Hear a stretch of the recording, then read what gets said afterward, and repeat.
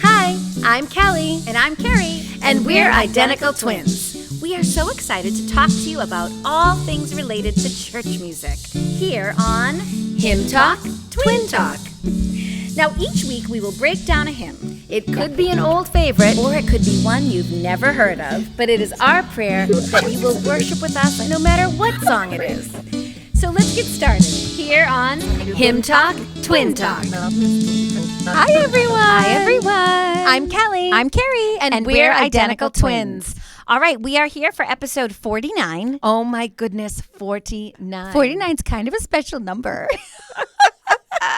Do you know why? I wonder why. A little late there. It's great to be here for episode 49. And so we are putting this on YouTube. So are you watching us on YouTube? I have no idea who would ever watch this, but we do have the camera going. Besides Mom? I don't even think Mom would watch it. I don't think she would either. No, but we're trying it out. If Right. you have any feedback for us, we would love it. Yes. If you prefer YouTube or you prefer a podcasting app to listen to, it's just kind of all new to us. Right. But we definitely hear that podcasters are going on YouTube. Yes. They're recording themselves, and they say that that's the best way to do it. I think it's more about getting your podcast out there to people, like because people are on YouTube and they might search a hymn or they Right. might search a hymn writer and then they find us when they weren't even looking for a podcast before. I guess. I don't know. what they People say. act like the YouTube thing is really important. So, speaking of people looking for us, this whole episode Right. is because of someone who found us. Right. Now, this is a listener from Virginia. Yep. Her name is Linda. Linda. Hi, Linda. Now, Linda reached out to us in the summer. Do you remember, Cal? Yes. So this is a Hymn Talk, Twin Talk first. For a couple of reasons. Yeah, okay. So it's a Hymn Talk, Twin Talk first in that the request came in by email with a recommendation for a performance. And then we reached out to them, the gentlemen of the Living Stones Quartet, and we asked them if we could feature them on the podcast, and they said yes. So thanks to Linda, not only did we get a hymn, but we actually got a performance. Yes. It's also a Hymn Talk, Twin Talk first because it is a hymn that is by a well-known hymn writer. Right. It is in our hymnals, but neither of us know it. No, I did not know it. The thing is that it's a very well-known hymn. I know, Like, and shame on us for not knowing. Shame on us. People love it. People love it. People say that it's one of his best. His best. One more thing. It's not a Hymn Talk, Twin Talk first. It's like a Hymn Talk, Twin Talk third. Okay. We are repeating a hymn writer. Yeah. Which, let's be honest. We're going to come back to this guy. We are. I mean, this is not... We are. He is a hymn great. He's a hymn legend. A hymn legend. I love that. We should have a sound for that. Hashtag hymn legend. Oh, that's good. He is a hymn legend. Who are we talking about? We're talking about Charles Wesley. What a guy. All right. So if you needed to name a Charles Wesley hymn, what would you name? Christ the Lord is risen today.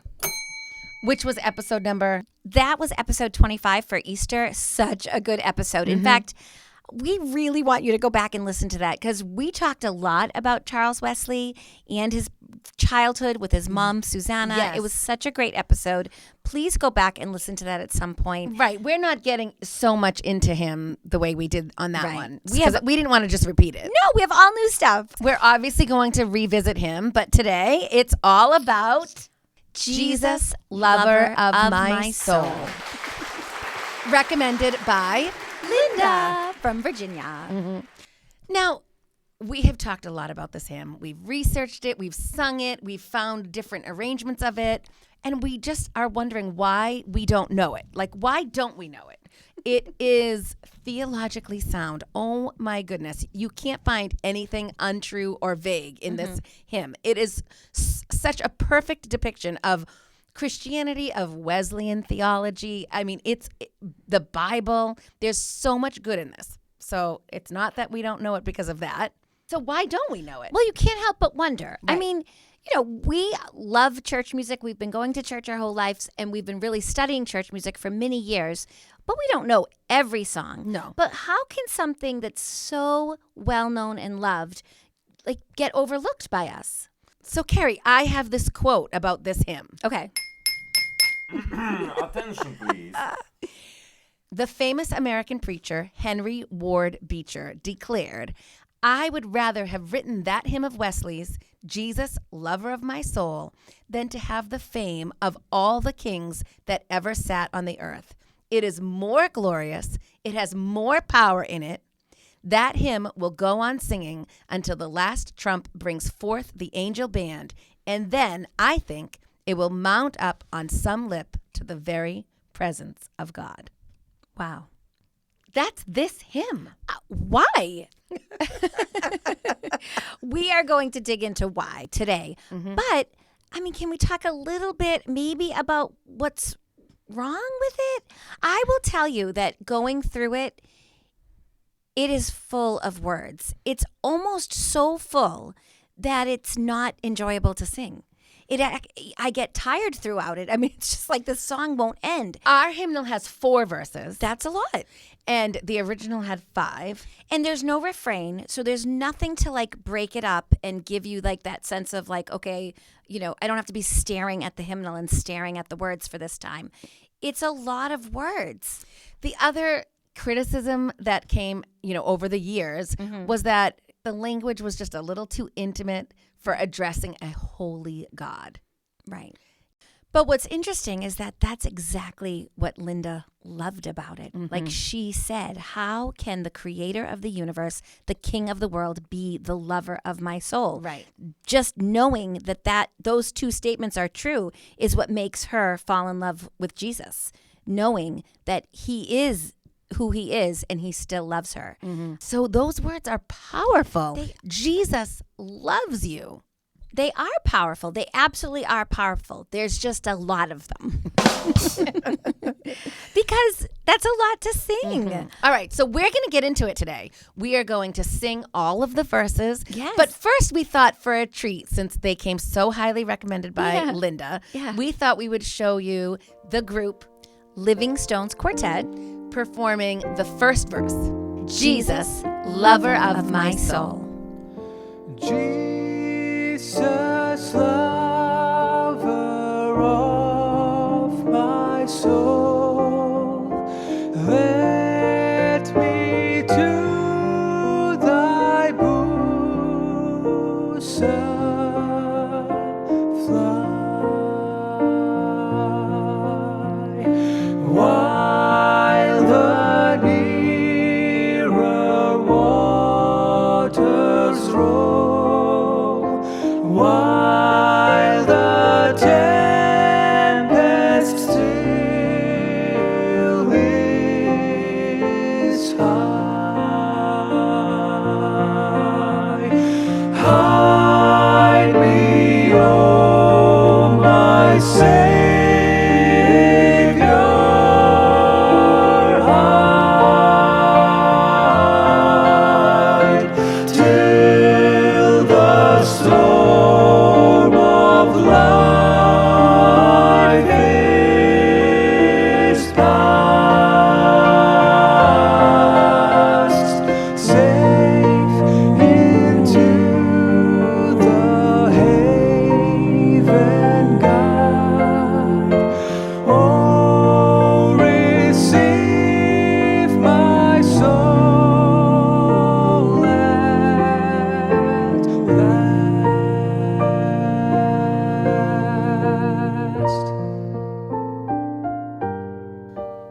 So that was verse 1. So good. I am dying to know if it's familiar to you people. Like, I want to know if mom and dad know it. I know. Do they know it? I feel like they don't. Because I feel like they know what we know. And the thing is that I have done almost all my church experience at a Baptist church.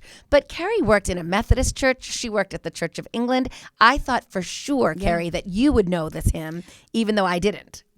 I mean, I think I worked at the Methodist church for 7 years? Could there have been one time we sang it? Maybe, but I kind of don't think so. Like, it didn't have any familiarity at all to me. So I would love to just talk for a moment about the title that Charles Wesley gave it. Right. So, of course, over the years, hymns just go by the first line or the first phrase. So, Jesus, lover of my soul is the first few words of the song. Right. But that's not really the big gist of the hymn, right, Cal? Right. So he titled the hymn In Temptation. So when you really look at it in context of, maybe being tempted or feeling like you were straying from your path with the Lord, then I think this song takes on a little bit of a new meaning. Now, Wesley was a very prolific hymn writer, a poet, and he drew on biblical or classical sources constantly. I did a little research and found that he was quoting from the apocryphal book. What's that? What's that? Apocryphal book. Okay, we've talked about apocryphal books before, but Right. what is it again? So these are books that aren't in the Bible, Okay. that aren't included in our Bible, but they are historical books. They're faith-filled books. They just didn't fulfill every single requirement to be included. But people read them and look at them often.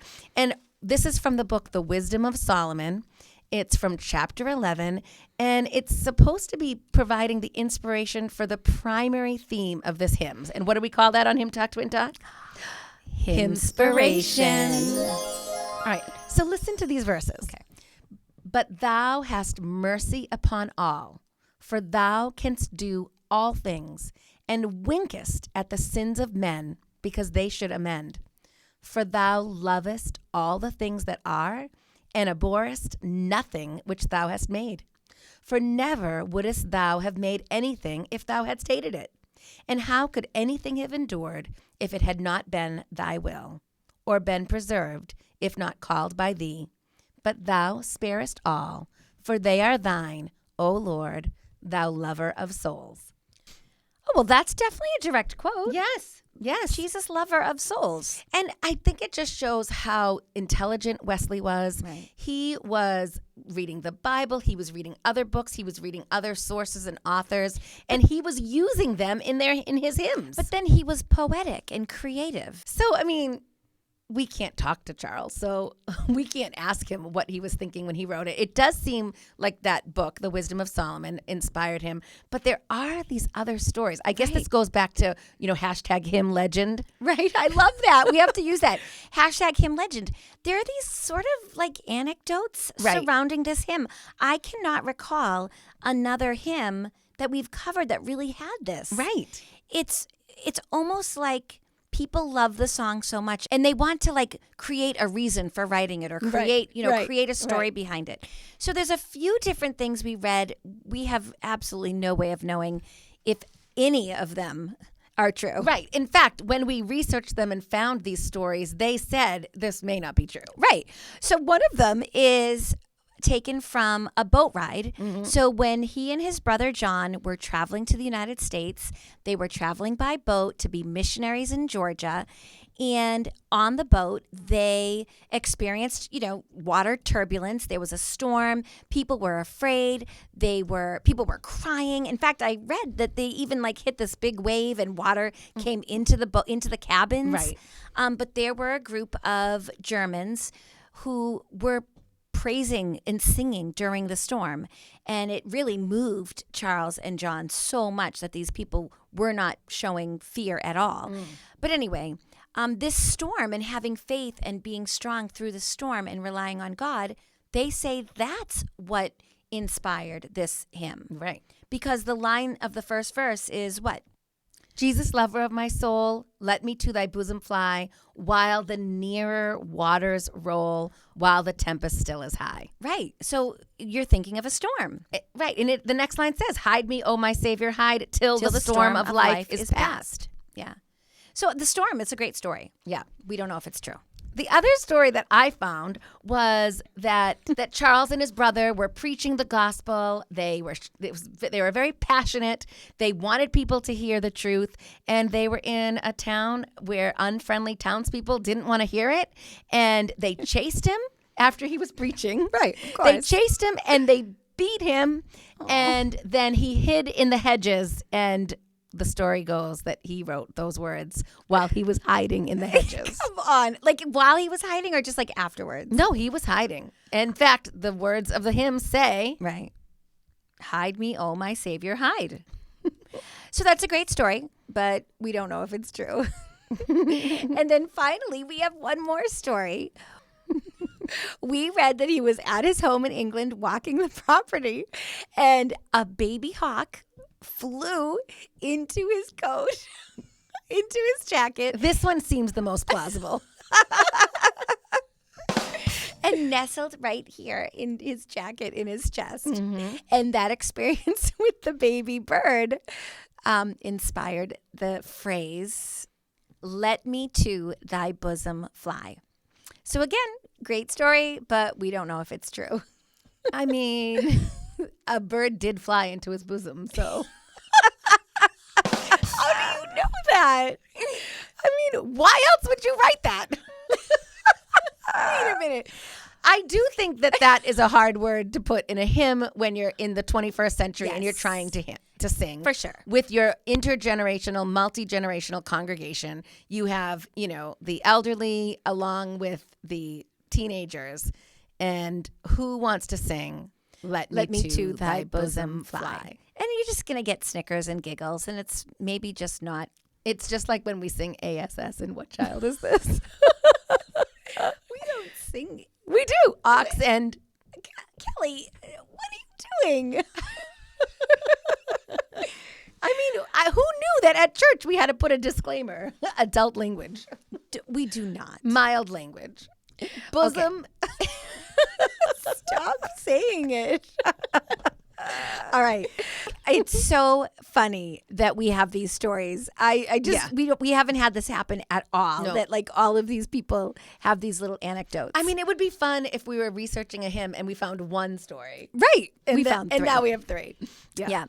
So the words were well received. They were published and of course they're beautiful. Mm-hmm. And it was a while before we got a tune that really stuck with it. Yes. And we have Simeon Marsh to thank for that. Yes. Now listen, just a little bit of a quick timeline. The poem was written in 1738. Mm-hmm. It was within months of Wesley being converted. 2 years later, it was published as a poem with 5 stanzas. That's 1740. But it wasn't included in a hymnal till 1797, almost 60 years later, and it was well after his death. So he never saw it published. Of course, it was sung all the time, and it's now in over 2,600 hymnals. It's very, very popular, but not in his time. He never saw it published. And we don't really have a lot of information about the tunes back then. No. We've talked about meters before. Right. It has a very common meter, 7777. They would have been able to put it to many, many different hymn tunes. Yes. But it wasn't until 1834 when we get Simeon Butler Marsh. He writes the tune that I think is most popular. Yes. And it's the tune we just heard from the Livingstones Quartet. The tune is called Martin. Martin. All right, do you want to hear about Simeon Marsh? Yes. Simeon Marsh was born on June 1st, 1798 in Sherburne, New York. Love this. So we have these words from our guy in England. Yes. And they come over to Sherburne, New York here in America. So Simeon was born on a farm. He lived on a farm. He was Presbyterian. He always loved music. He was singing. He was playing piano. He was an organist. But it wasn't until he met Thomas Hastings. So Thomas Hastings became like a mentor, an encourager to him. And we know Thomas Hastings as being a composer of hundreds of hymns. Right. But probably his most famous is Rock of Ages. Right. Do you remember Rock of Ages? He also did How Sweet the Name of Jesus Sounds. This, I think, is so interesting. Simeon Marsh, we call him a composer, an organist, a music teacher, but he really had this whole other career, which we don't see this that often. He was a newspaper owner. Okay. He opened a newspaper called the Sherburne News. In 1864, when it first opened, it was called the Home News. Its first publication was one sheet, one column, 9 inches long. Wow. And it had 11 subscribers. Oh. Yep. I feel like we might need to explain what a newspaper is to our young listeners. At 10 cents per month, the people would get their subscription, and it eventually became a 4-page, 7-column paper, which that's what it was for the rest of his time when he worked there. Now, the Sherburne News is still there. It's still in existence. They have weekly newspapers for the central New York counties, namely the Chenango and the Madison counties. Okay. So that's their main market. But now Sherburne News, they not only do their own newspaper, but they're actually like a printing service. So you could go and get your business cards, your brochures. You could even bring stuff to be laminated there. Right. So that's the Sherburne News. And you trace it back to our hymn writer. I mean, right? That's great. Simeon Marsh. So Simeon Marsh wrote one of the tunes, but this, since the words were so popular and the meter was fairly common, we found lots of tunes to go with it. I know. So we thought, this is kind of another Hymn Talk, Twin Talk first. We thought we would share each verse with you with a different tune. Yeah, it's either going to make you really love the song or really hate the song. Well, maybe afterwards we can have a poll of which tune you liked. Yeah. So you heard the first one, which is the one in our hymnal, probably the one that's most common. And now this is the second one, which was written in when, Carrie? In 1861, and it's written by a guy we love here at Hymn Talk Twin Talk, by John Bacchus Dykes. And we talked about him when we did Eternal Father, Strong to Save, and Holy, Holy, Holy. So in 1861, John Bacchus Dykes writes the tune Hollingside, and we see that it was put to Charles Wesley's words. So it was printed in 185 hymnals. Oh, that's not that many, but it's more than some of our hymnals. No, but that's quite a bit considering this isn't even the most popular tune. Right. Okay. Okay. So Jesus, Lover of My Soul, verse 2. Words by Charles Wesley and tune by John Bacchus Dykes. Other refuge have I none, hangs my helpless soul on thee. Leave me not alone, still support and comfort me. All my trust on thee is stayed, all my help from thee I bring. Cover my defenseless head with the shadow of thy wing. All right, so that's a very singable tune. And that verse, more than any, sounds like a psalm of lament. Do not leave me alone. Please support and comfort me. I am putting all my trust in thee. All my help is from you. And if we just want to quickly take a look at the Bible and find a psalm, I feel like... What does the Bible say? I feel like there's a lot of psalms that we could look to. I just look at Psalm 9 through 10. The Lord is a refuge for the oppressed, a stronghold in times of trouble. Those who know your name trust in you, for you, Lord, have never forsaken those who seek you. Wow, what a promise. Perfect. All right, so verse 3, if we move ahead, we're going to try another tune. We're really testing our sight singing skills. And again, this is in about 200 hymnals. It's by a composer named Joseph Holbrook, and the tune is called Refuge, and we're going to try to sing the third verse. So Charles Wesley's third verse with this new tune by Holbrook. Thou, O Christ, art all I want, more than all in thee I find. Raise the fallen, cheer the faint, heal the sick and lead the blind. Just and holy is thy name. I am all unrighteousness. Vile and full of sin I am. Thou art full of truth and grace. Okay, that's a very interesting tune. Yeah. I mean, it's interesting, but it actually did not seem to match the words. No, for that verse, it really didn't. Although I love the raise the fallen, cheer the faint, heal the sick, lead the blind. I mean, those are all wonderful, beautiful things.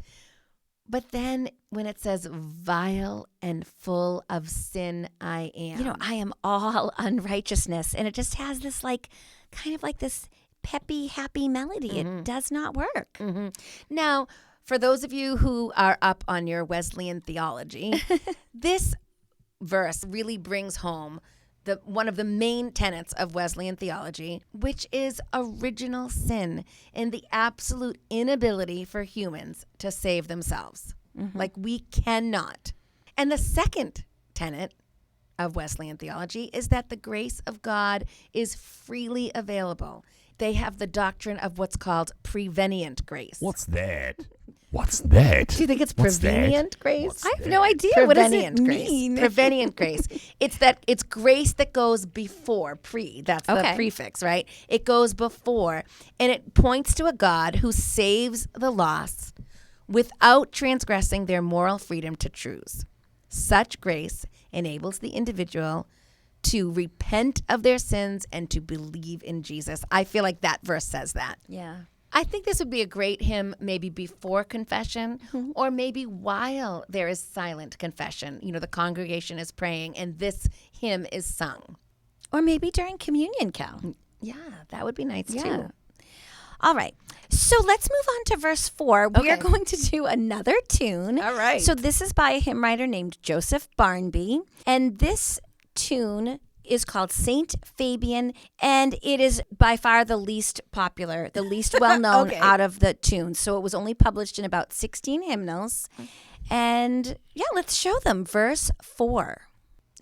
Plenteous grace with thee is found, grace to cover all my sin. Let the healing streams abound, make and keep me pure within.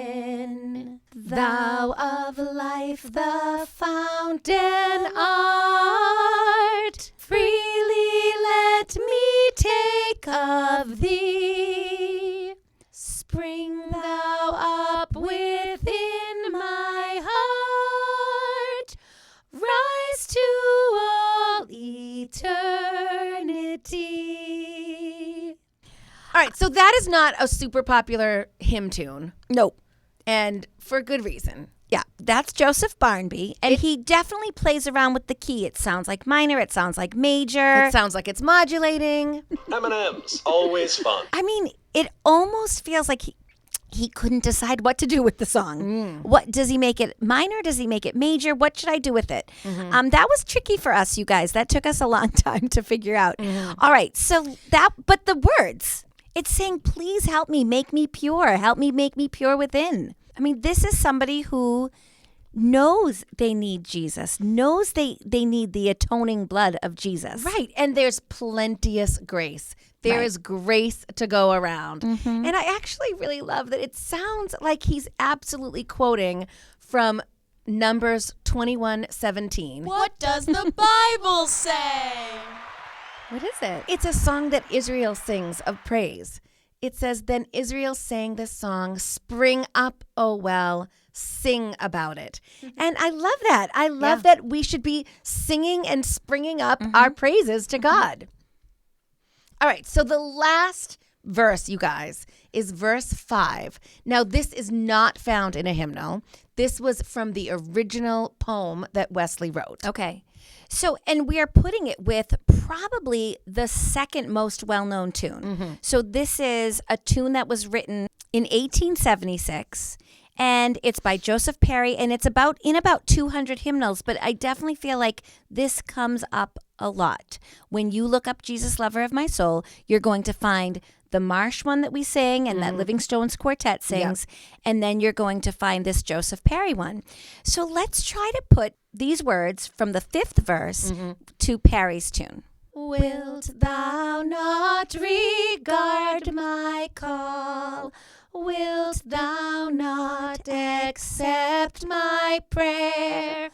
Lo, I sing, I faint, I fall. Lo, on thee I cast my care. Stretch me out thy gracious hand, while I of thy strength receive. Hoping against hope I stand, dying and behold I live. What'd you think of that? I find that funny that that's the second most popular tune. Right. Why? Because it's in minor. Mm-hmm.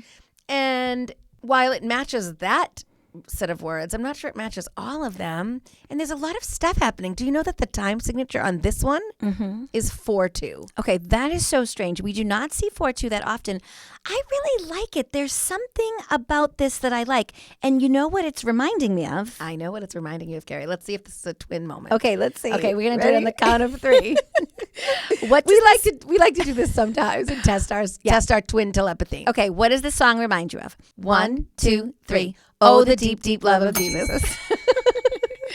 I mean, are we just going to say that every minor key, reminds us? No, but even the way it moves. Right, you and it know. reminds me of the water, Yeah, which we talked about, the waves. It definitely reminds me of like a sea shanty. And so maybe when people heard this hymn tune, that's when the story came that it must have been inspired by the water, Sure. by the boat ride. Yeah. I think that's really interesting. And I love that 5th verse. Kelly, why wasn't that included in the hymns? Reach out your hand to me. I can receive your strength. Why? I actually like those words better than some of the other verses. I know, it's true. I don't have an answer for you, Carrie. Although I do feel that the hymns that include these and thous and thys are slowly being changed to more contemporary words. And so I do think that if this hymn wasn't written by Wesley, we probably still wouldn't even have it. But it's written by Wesley because he's the sweet bard of Methodism, and everything he says is like gold. So this is so funny because we're going to talk about the two brothers now. And Charles Wesley has been called a few things. The sweet bard of Methodism is one of them. But I was reading that he's often the forgotten sibling. What? He did so much. He's the forgotten sibling because it was John's writing and preaching that really started Methodism. He was like the sidekick that wrote the music. Oh my goodness. He didn't write the music. He wrote like these poems. But I mean, what we've seen over and over again throughout history is that when there is like this rebirth or this awakening, there's always music to go with it. Yes. And it's because of Charles Wesley that fueled the movement. Yeah. So, Carrie, this forgotten sibling concept, got me thinking of so many things. Okay. So I looked up forgotten sibling. It's actually, a real thing that people talk about nowadays, especially with mental health. A forgotten sibling is sometimes the sibling of someone who has special needs or someone who has a chronic disease, or it's the sibling who is surviving after a sibling dies. They're the forgotten sibling. And a part of me was thinking, that we grew up with a sibling who has special needs. Right. You all know our sister Missy. Yeah, she has Down syndrome. She's 18 months older. And she took a lot of care and attention from our parents. And, some people might say that any sibling of hers would have been a forgotten sibling. Which I don't feel that at all. No, because we were twins. There were two of us. I think she was the forgotten sibling.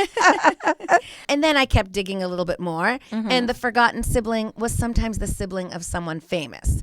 Well, for instance, Miley Cyrus has 6 siblings. Wow, I would have never known that. I know. There's 6 others that aren't as famous as her. Everyone knows Miley. And then finally, the forgotten sibling, you guys, is sometimes the middle child. Oh, yes. The middle Not child. the oldest, not the cute little baby. And they are just forgotten. They're in the middle. Oh, I hope my middle guy doesn't feel that way. And again, when we look back at our childhood, we hear all of this information about birth order and how that plays a part in personality. But that really didn't seem to affect us. Well, we didn't really have a birth order. No, because we had an older sister, but she had special needs. She wasn't your typical firstborn. And then you had us who were exactly the same age. Right. I mean, I'm 3 minutes older. Okay. So you are the baby. You are the baby of the family. Right. By 3 minutes. All right. So I thought this was interesting with Charles and John. Yeah. Do you know that John, out of 19 kids, John was 13. Okay. So he was in the middle-ish. And Charles was the youngest. He was the baby? Our forgotten sibling was the youngest. So I did a little digging into birth order. I do find it interesting. We both have 3 children. Yeah. So we both have a firstborn, a middleborn, and Yep. a youngest born. And it didn't really pertain to us in our childhood, but it might pertain to our children, and it might pertain to people who are listening. So the firstborns are usually more ambitious. They're more aggressive. Carrie, do you know that they're overrepresented at Harvard and Yale? More than half of all Nobel Prize winners and half of the U.S. presidents are all firstborn. Wow. Middle children are more easygoing, they're more peer-oriented, and they learn to build bridges, and they have excellent people skills. Interesting. The youngest born are the most creative. They can be charming. They could be manipulative. They are the ones who fight for a cause because they identify with the underdog. Do you know that the earliest backers of the Protestant Reformation and the Enlightenment were all youngest borns? Oh, wow. And then I looked up only children. Only children are very much like firstborns, but they're burdened with some high parental expectation. They're more confident. They're more articulate. They tend to be perfectionists, and they tend to be inflexible. All right, our listeners have to weigh in on this. They have to tell us if this rings true for them or not true. This is so interesting. So there's oldest, middle, youngest, only children, and then twins. Oh, that's us. Guess what it said about twins? Awesome. Because twins hold equal status and are treated similarly, they turn out similarly. That's a surprise. I mean, that's like a statement of the obvious, right? they just come out the same. They come out the same. All right. Okay. So I am going to quiz you, Carrie, You have a quiz on what? on famous people and their birth order. Where's our quiz song? Okay, here's our music. This is like a game show, you guys. So I am going to quiz you, Carrie. I'm Okay, going to I'm ready. name I'm ready. some famous people, and you're going to tell me if they are. So you have a 1 in 5 chance. Oh, if- Oldest, middle, youngest, only children, or twin. Okay. And you can play at home along too. Okay, don't be peeking. I can't see anything over there. Okay. How about Sarah Jessica Parker? I'm going to say oldest. Middle child. Sorry. I mean, that's a wild guess. I have no idea. How about Giselle Bundchen? Baby. How about twin? Really? There are 2 of her, Carrie. That's amazing. Giselle and Gabriella. Oh my gosh. Both beautiful names. How about Ashton Kutcher? I'm going to say a baby. He's a twin too. What? Hunter and Ashton Kutcher, twins. Jack Nicholson. I'm going to say only child. Yes. That was a wild Really? guess, right? I mean, a totally wild guess. I was just like, which one haven't I said yet? Right. How about Daniel Radcliffe? Ooh, Harry Potter. I'm going to say he's the oldest. Only child. Are you done this game yet? I think it's cool. How about Mark Wahlberg? Well, I know he has a brother. He has a big family too. I think maybe Mark is the oldest. he's the youngest. The youngest. You know, he's so cute, isn't he? I really thought he was one or the other. Yeah. How about Justin Bieber? He's the oldest. Yes. Last one, Any Princess more? Diana. Only child? She's the middle. I did not do good at that. Well, I mean, you have a 1 in 5 guess, which you got I mean, one it's right. really a complete guess. All right, so back to Jesus, Lover of My Soul. Our hymn writer is Charles Wesley, and of course, his famous brother, John. I don't think either of them would be considered forgotten, but, you know, maybe other people do. You know, we talked at the beginning about how there's so many stories with this song, and you know, we don't really know what's true. I actually have another story that I found. Really? Yes, and it takes place during the Civil War. Okay, so this is funny because I have a story too. Right. And it takes place in a war too. I know. Isn't it Civil War? Yeah. Yeah. I mean, we don't know if this is true, but I actually saw it in quite a few places. Okay. You know, but it's a very sweet story. A young boy had joined the army. He was a drummer. He was very respected by his fellow soldiers because he would speak about his faith and sing hymns. Now, at home, his mother and his sister had died, so he really left kind of an empty home to go off to war. And one day he told the army chaplain that he had this dream. In his dream, his mother and his sister were alive. He said that he went home and they greeted him with hugs. And he felt so much comfort and so much love in his dream. And when he woke up, he was so disappointed. He realized they weren't there. He wasn't going to ever go home and see them. And the chaplain said to him, that was like a message. You have a mother, and she is dead here on earth, but she's waiting for you. Your mother is in heaven. She's hoping for you to meet Christ with her, So he had a smile on his face, and he went about that day. There were frightful battles the following day. And at night, there were so many dead soldiers and so many that were missing. And this young drummer boy, whose name was Tom, was one of the ones that was missing. So in the darkness of night, they couldn't find him, but they heard his voice singing the words of Jesus, lover of my soul, from the second verse. Do you want to sing it? Mm-hmm. Yep. Leave, oh, leave me not alone. Still support and comfort me. And they could hear him singing. And the next morning, when they went and surveyed, the situation, they found his dead body slumped against a tree. He had passed the night before. And those words, leave me not alone, support me, comfort me, he was going to his eternal home with Jesus, with his mother, with his sister. So we don't know if that's a true story, but I found it in several places. You found a story about the Civil War? I found a story All about right, the what was yours? Civil War. So it was in the early 20th century. A bunch of veterans from the Civil War were gathering from both sides. And one of the veterans stood up and told this story. He was from the Confederate side. And he said that he was on patrol one night and he came upon a sentry from the opposing side. He saw him. He had his gun ready, and he said that he could shoot him with a clear line of vision when in the darkness, the sentry sang, Jesus, lover of my soul, let me to thy bosom fly. The gunman said he just paused and listened. He didn't make a move. And the Union Guard continued, Cover my defenseless head with the shadow of thy wing. I mean, talk about a prayer that is needed in that time. Right. Cover my defenseless head. I mean, he was sitting there defenseless. The soldier said he crept away. He could not kill that man. And this is a quote.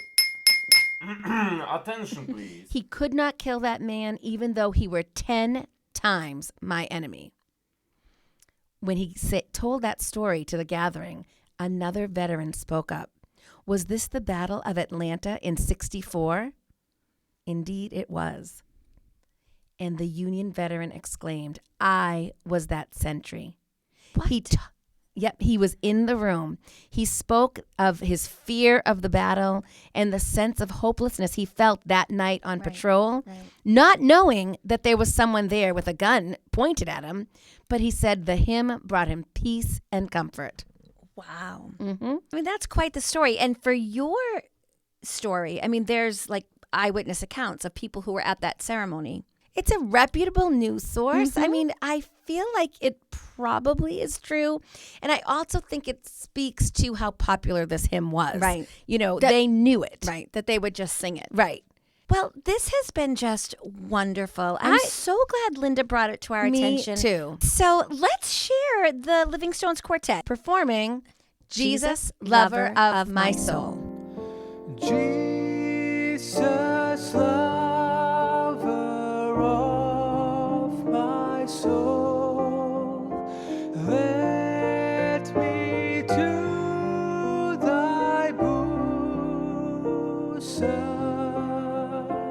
fly,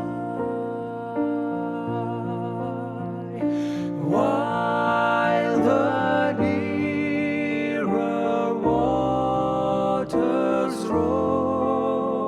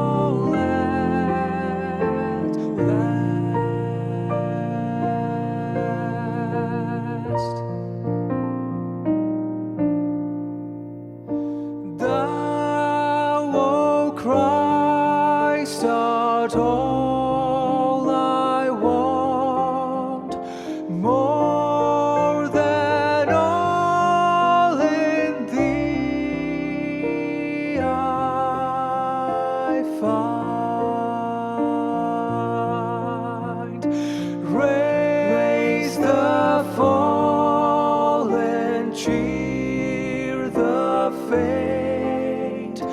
Heal the sick and lead the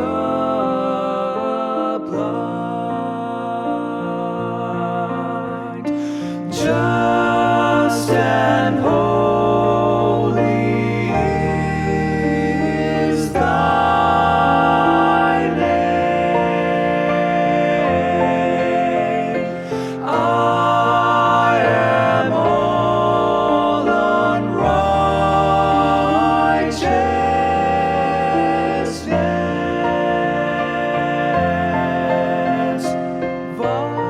violent, full of sin I am. Thou art full of truth and grace.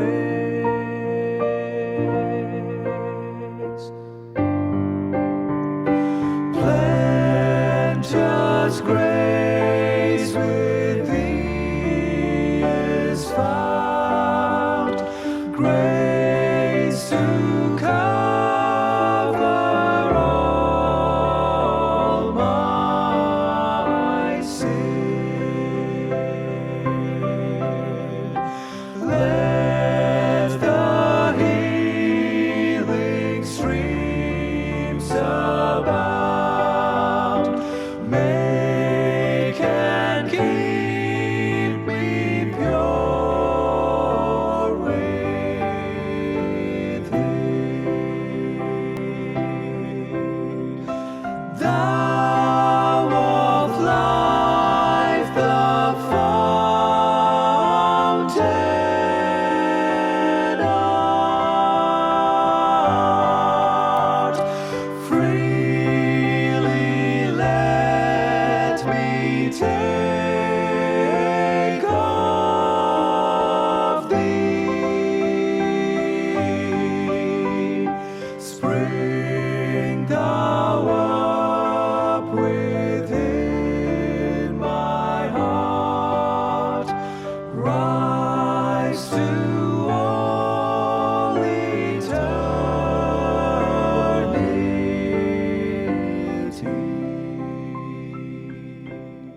Oh, that was so beautiful.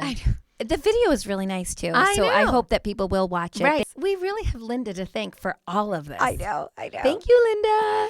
All right, Kelly, it's time for our hymn takes. What do you think? I have a different kind of hymn take.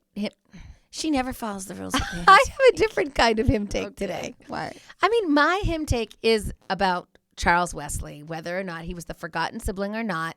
He wrote things that were unabashedly true. He didn't water it down. He really told the truth. We are vile creatures, and we need the plenteous grace. And I just think that that's so impressive. And I think it's a lesson to modern hymn writers and modern praise songwriters. Don't water it down. Right. Give us the truth, because even if you think it's something that people won't like and it would not stand the test of time, I mean, we have this hymn as an example. Right. It will stand the test of time. People will love it. 200 years later, a contemporary band will do it. So, I mean, speak the truth, speak it well, and let the Holy Spirit do the rest. Yeah. That's my hymn take. I like that, Cal. Thank you. All right, well, I am actually choosing a line from the sort of forgotten fifth verse. Yeah, the omitted verse. The omitted verse. Well, here we just told the story of the drummer boy who, needed that chaplain to just remind him of where his hope should be, Yeah. right? But the last line of that fifth verse, hoping against hope I stand, dying, and behold, I live. So all of those people who served in the Civil War, had to fear dying. That was a reality that they faced. But what this verse says is you're dying, but behold, you live. And in a very literal sense, that army drummer boy, he died, but then he is going to live. He is going to live with Jesus, with his mother, with his sister. And I think it's because I just shared that story right. that just makes those words just so special. But yeah, we have hope against hope. It doesn't really matter what we face. We have the men who faced death during the Civil War. We in 2022 face all sorts of things that are scary, but we have hope above all other hopes because our hope is in him. Thank you, everyone, for listening. This is episode 49. We're gearing up for the big 50. Check back with us in 2 weeks. Thank you, Linda, for an awesome hymn. Thank you. All right, everybody, have a great couple of weeks. We'll see you next time Bye. on Hymn Talk, Twin Talk.